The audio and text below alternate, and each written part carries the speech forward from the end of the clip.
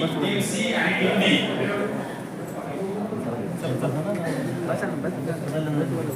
बरोबर असेल तर त्यांना +10 पॉईंट्स भेटतील आणि जर उत्तर चुकीचे असतील तर -5 पॉईंट्स. जर हे उत्तर येत असेल तरच बदल लावा.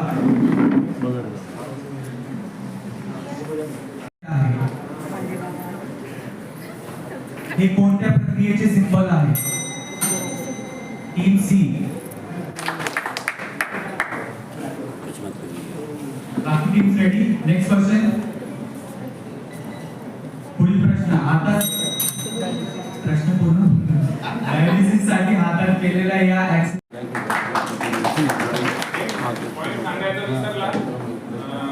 बजर दाबल्यानंतर तुम्हाला उत्तर देण्यासाठी फक्त 10 सेकंद मिळतील.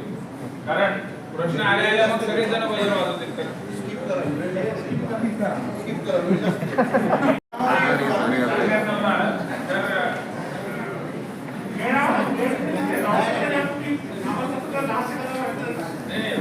वेळ आपण तोच पॉईंट राहिलाय.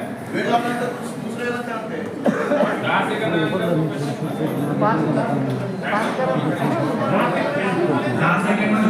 सर्वांना. मी डॉक्टर समीर महाजन, कमलनयन बजाज रुग्णालय येथे सिनियर कन्सल्टंट नेफ्रोलॉजिस्ट आणि किडनी ट्रान्सप्लांटेशन म्हणून कार्यरत आहे. सर्वांना प्रथमतः सर्वांना आजच्या जागतिक किडनी दिनाच्या, वर्ल्ड किडनी डेच्या सर्वांना हार्दिक शुभेच्छा.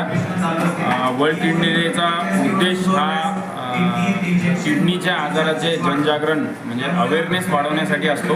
आणि किडनीच्या आजाराचे अवेअरनेस नसल्यामुळे जे किडनीचे रुग्ण इलाजापासून ट्रीटमेंटपासून वंचित असतात आणि त्यांचे नुकसान होते. बऱ्यापैकी प्रमाणात भारतात किडनीचे आजारामुळे मृत्यू पण होतात. हे सगळं टाळण्यासाठी आणि किडनीचे आजारांचे ग्रस्त जे पेशंट आहेत, रुग्ण आहेत, त्यांचे आरोग्य सुधारण्याच्या दृष्टीने हा अवेअरनेस प्रोग्राम जगभर साजरा करण्यात येतो.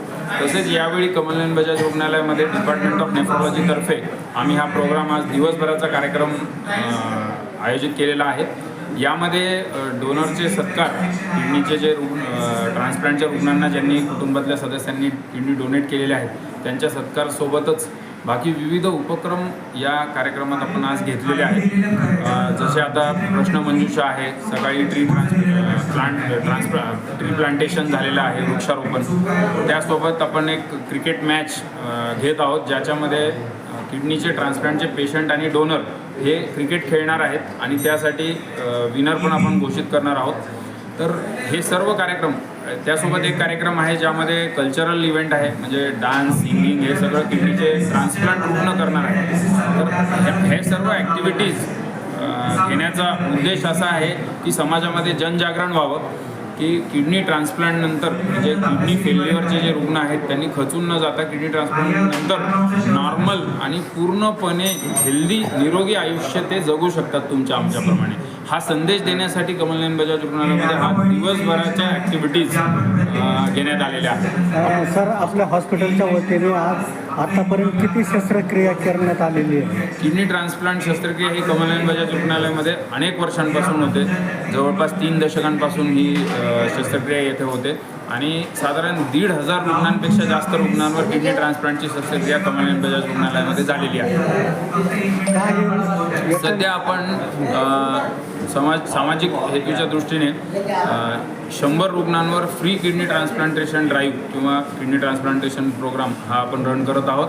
कमलनयन बजाज रुग्णालयाअंतर्गत यामध्ये आपण 100 रुग्णांना मोफत किडनी ट्रान्सप्लांटेशन सर्जरी करत आहोत. सर, याच्यामध्ये ग्रामीण भागात प्रमाण जास्त आहे का शहरी भागात, आणि त्याचे होण्याचे कारण काय? दोन्ही भागांमध्ये किडनीच्या आजारांचे प्रमाण जास्तच आहे आणि प्रमुख कारण हे मधुमेह आणि उच्च रक्तदाब म्हणजे डायबिटीज आणि ब्लड प्रेशर हे किडनीचे प्रमुख दुश्मन असतात. यामुळे अर्ध्यावरील किडनीचे रुग्ण तयार होतात आणि किडनी ट्रान्सप्लांटेशन आणि डायलिसिस हे किडनी फेल्युअर नंतरचे असलेले 2 पर्याय असतात आणि त्यामध्ये ट्रान्सप्लांटनंतर रुग्णाला नवीन आयुष्य मिळते. डायलिसिस हे कंटिन्यू करावं लागतं किडनी फेल्युअरच्या रुग्णांना. काय काळजी घ्यावी असं वाटतं?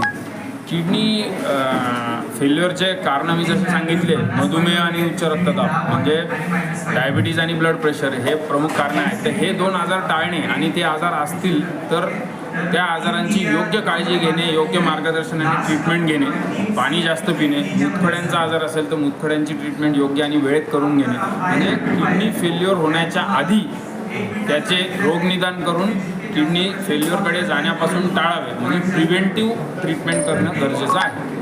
सर किडनी ट्रान्सफर करायचं तर खूप खर्च येतो, तर हॉस्पिटलच्या वतीने काही असा गरजू विद्यार्थी लोकांसाठी काही प्लॅन आहे? मी याबद्दलच नमूद केलं होतं.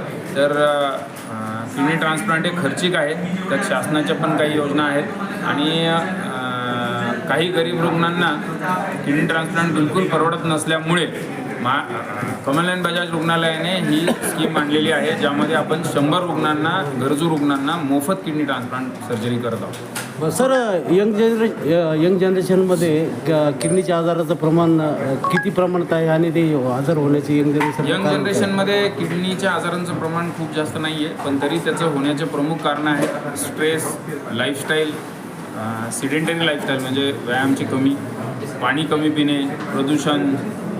यावर आम्ही आता पोस्टर प्रेझेंटेशनमध्ये स्किटसुद्धा घेतले होते. तर